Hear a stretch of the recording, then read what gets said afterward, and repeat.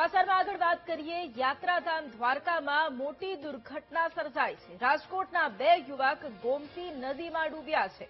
સ્થાનિક ફોટોગ્રાફરે એક યુવકનો જીવ બચાવ્યો, જ્યારે અન્ય એક યુવક પાણીમાં ગરકાવ થયો છે। ફાયર વિભાગની ટીમ ગુમ યુવકની શોધખોળ પણ અત્યારે શરૂ કરી છે। આ એક મોટી દુર્ઘટના સર્જાઈ છે। દ્વારકામાં યાત્રાધામ દ્વારકામાં મોટી સંખ્યામાં અત્યારે લોકો ઉમટી રહ્યા છે, ત્યારે તેવામાં રાજકોટના 2 યુવક ગોમતી નદીમાં ડૂબ્યા છે।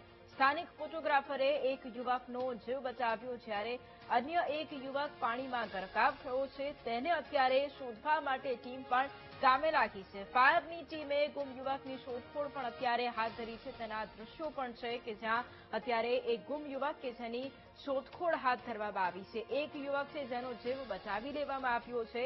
સ્થાનિક ફોટોગ્રાફરનું ધ્યાન જતા તાત્કાલિક જ તેણે યુવકનો જીવ બચાવી લીધો હતો। આ એક મોટી દુર્ઘટના, અને દુર્ઘટના બાદ કારણ કે એક તરફ વેકેશનનો સમયગાળો, મોટી સંખ્યામાં લોકો યાત્રાધામ ખાતે ઉમટી રહ્યા છે, તેવામાં આ દુર્ઘટના।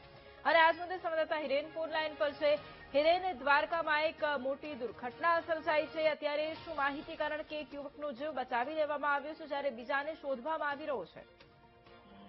જી વૈભવી, ચોક્કસ જણાવી દઉં કે જામનગર જે દ્વારકા દેવભૂમિ દ્વારકાના ગોમતી ઘાટ છે તેમાં 2 યુવક છે તે નાહવા પડ્યા હતા, જેમાંથી એક યુવકનો જીવ છે તે બચાવી લેવામાં આવ્યો છે। બંને યુવક ડૂબી રહ્યા હતા, તે દરમિયાન એક ફોટોગ્રાફરની નજર તે યુવક પર પડતા જ એક યુવકને બચાવી લેવામાં આવ્યો હતો, જ્યારે એક યુવક પાણીમાં ગરકાવ થતા જ ફાયર વિભાગને જાણ કરવામાં આવી હતી અને ફાયર વિભાગ દ્વારા આજે એક યુવક ગુમ છે તેની શોધખોળ હાથ ધરવામાં આવી છે। તંત્ર દ્વારા સતત ના પાડવામાં આવી છે। સતત 2 દિવસ થયા જે ગોમતી ઘાટ છે ત્યાં 10 ફૂટથી પણ ઊંચા મોજા છે તે ઉડી રહ્યા છે, તેમ છતાં પણ જે લોકો છે તે ક્યાંક ને ક્યાંક બેદરકાર કરીને જે ગોમતી નદીમાં નાહવા પડે છે અને આ જેવી ઘટનાઓ સામે આવે છે। જી બિલકુલ, આભાર હિરેન તમામ જાણકારી માટે।